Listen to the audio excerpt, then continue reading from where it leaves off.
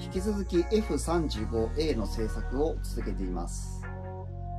前回はね、エッジングパーツの下地処理の方を終わらせてあります。で、今回の動画はコックピット周りのね、製作の方を始めまして、で、オプションパーツでね、エッジングパーツの取り付けがありますので、こちらを終わらせた状態でコックピットのね、完成までいきたいと思います。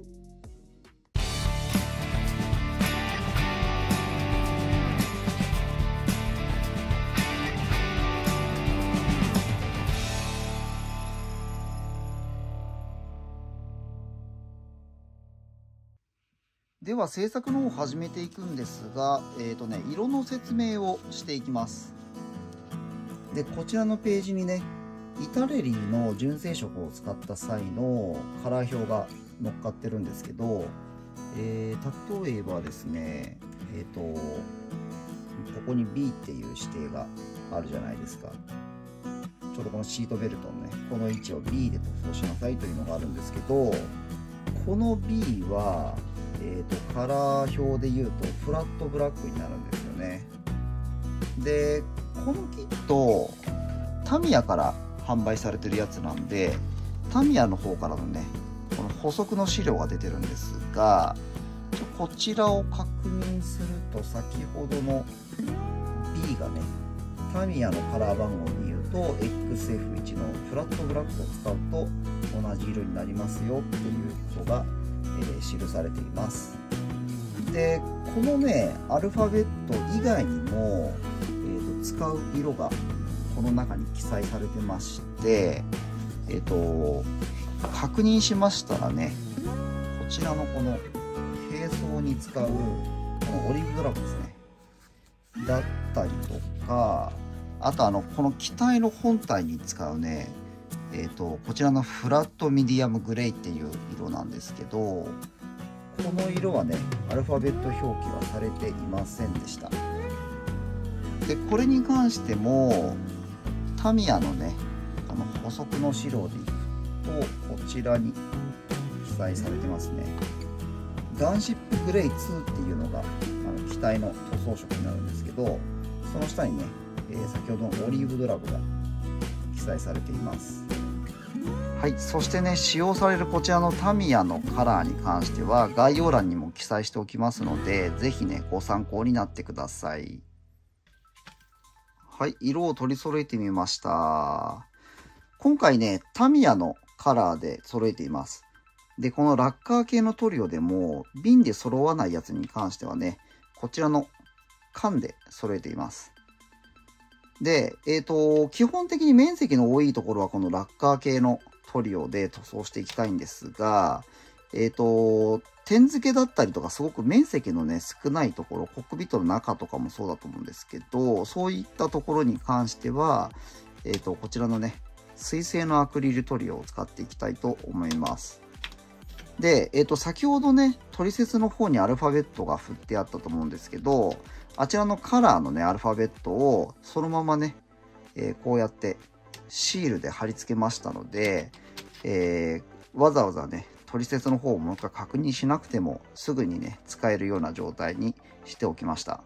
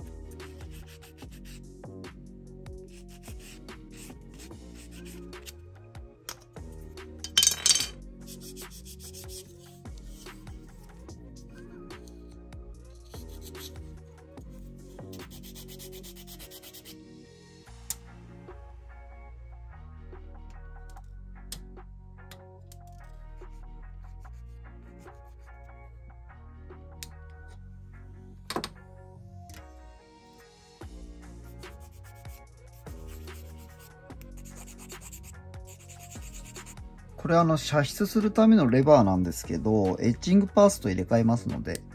オリジナルのね、部品を根元からカットしておきます。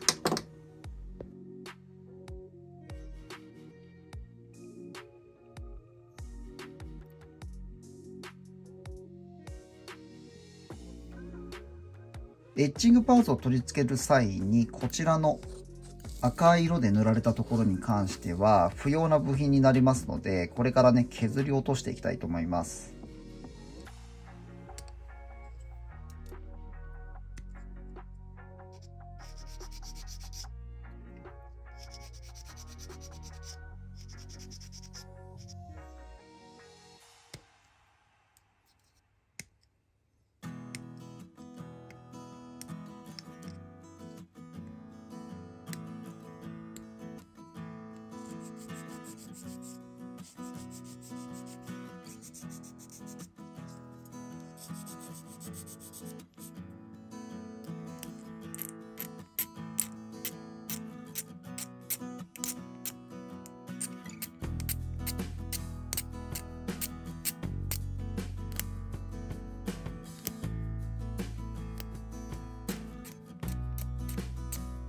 ここをね、ちょっと大きく破損してしまっているので、ここをちょっと今からね、修正していきたいと思います。これを修正するためには、こちらのね、黒い瞬間接着剤を使っていきます。まずは一旦取り出します。そして爪楊枝か何かでね、こうやって少し取っておきまして、必要な箇所にね、このように塗っていきます。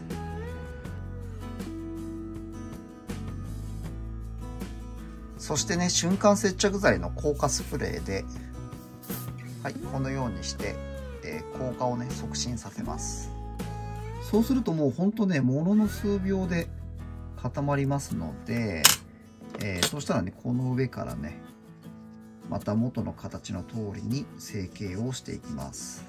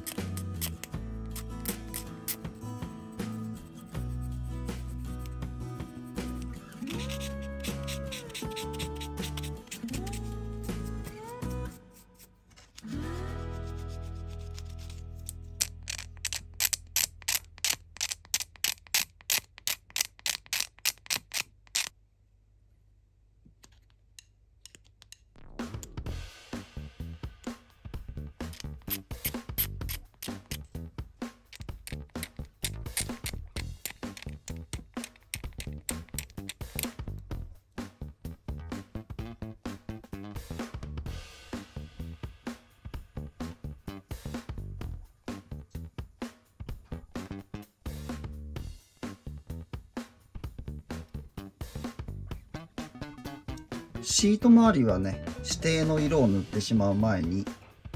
こちらのエッジングパーツの方を取り付けていきます。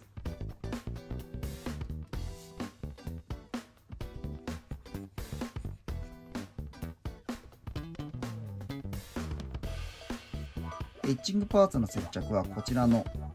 瞬間接着剤を使います。瞬間接着剤をつけるね、面積が広いので、爪楊枝でね、多めに取って塗布していきます。そして、この辺かな。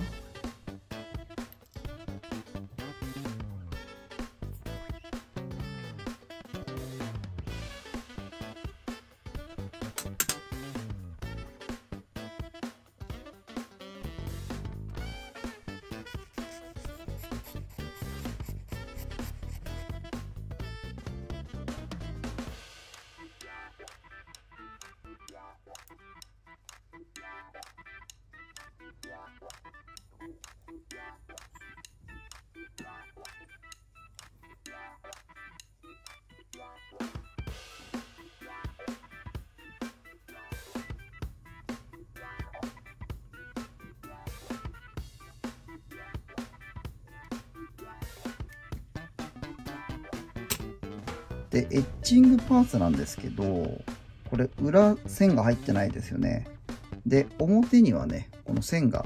入ってます。で、これ折れ線になるんですけど、これ別に根拠があるわけじゃないんですけど、この線が入っている側を内側にしてね、折り曲げた方が折れやすいです。これ私の経験上の話なんですけど、こういったね、線が入っている場合は、ほとんどにおいてね、内側に折った方が折りやすいです。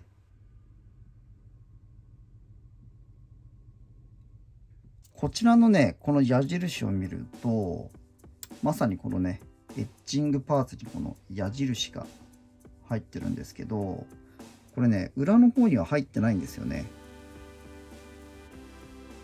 こちらの接着面に矢印が入ってるので、やはりね、線が入ってる方が内側であるっていうのがね、正しい折り方だと思います。1ミリのね、プラ棒を使えという指示になってるんですけど、そのプラ棒がね、付属してませんでしたので、タミヤのね、プラ材の丸棒1ミリを使いたいと思います。親切なね、エッチングパーツのセットだと、こういったね、部材も入ってたりとかすることが多いんですけど、中にはね、こういうね、部材が全部含まれてない場合もありますので、エッチングパーツだったりとかを組み込まれている方は、こういうね、プラ材はね、用意しておいた方がいいかもしれないですね。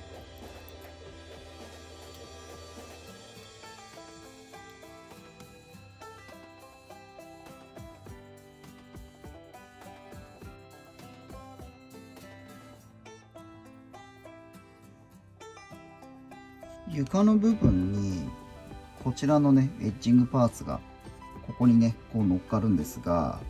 ちょっとね面積が大きいのでエポキシ接着剤を使って接着していきたいと思います。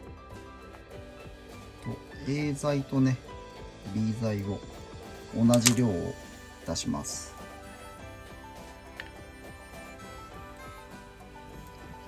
でそして混ぜ合わせていくと効果が始まります。でね、あらかじめこれ乗ることがね確認してからの方がいいですね。でそうしましたら、この表面にねエポキシ接着剤をこのようにしてね塗り込んでいきます。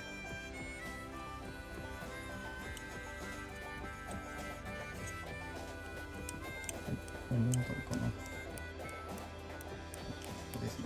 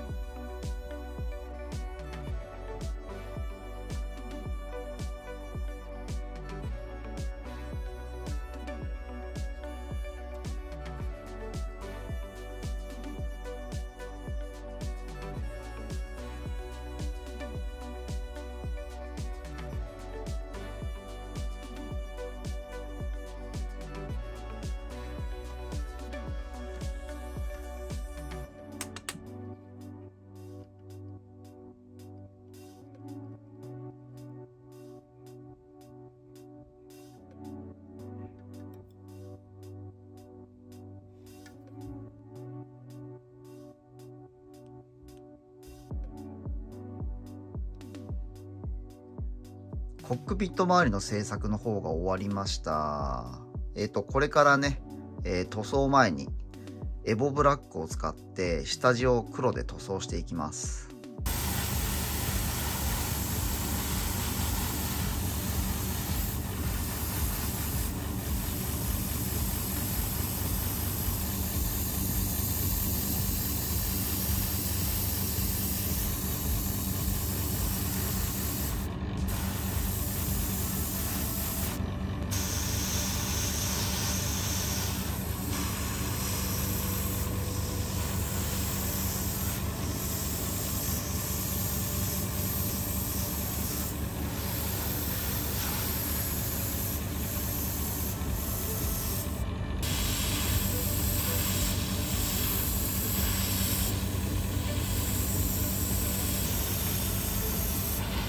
XF24 のダークグレーを使ってシートの塗装をします。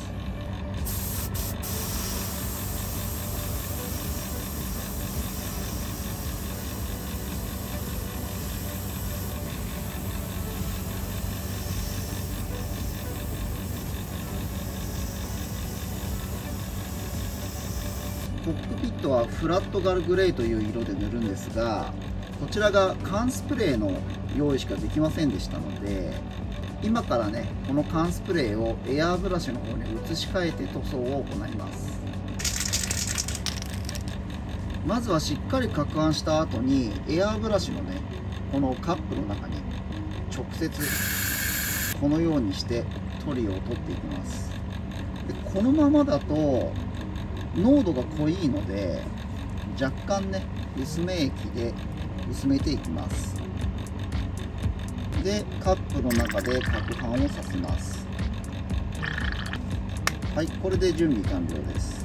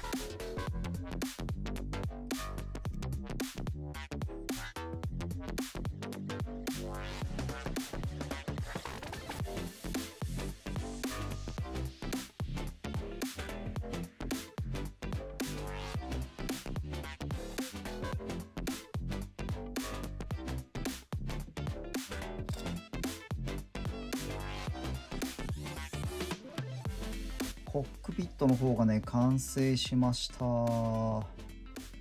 やっぱりね、カラーエッジングパーツ使ってるので、かなりね、ディテールが細かいですよね。こんなね、なんか、レバーをくっつけたりとかね、スイッチ類だったりとかもね、結構凝ってますよね。はい。完成が楽しみです。今回の動画はこちらで終わりとなります。いや、コックピットのね、出来がいいとね、早速これ機体に乗っけてみたいですよね。一応ね、今ね、仮に乗っけた状態がこちらで見ていただいていると思います。次回はね、ウェポンベイの製作と、で、実際にね、この機体に乗っける作業の方を進めていきたいと思います。ご視聴いただきありがとうございます。このチャンネルは私が作りたいと思うプラモデルの制作過程を配信しています。何かリクエストがあれば気軽にコメントを残してください。Twitter や Instagram もございますので、そちらのフォローもよろしくお願いします。もしこの動画を気に入っていただけましたら、いいねボタン、そしてチャンネル登録をお願いします。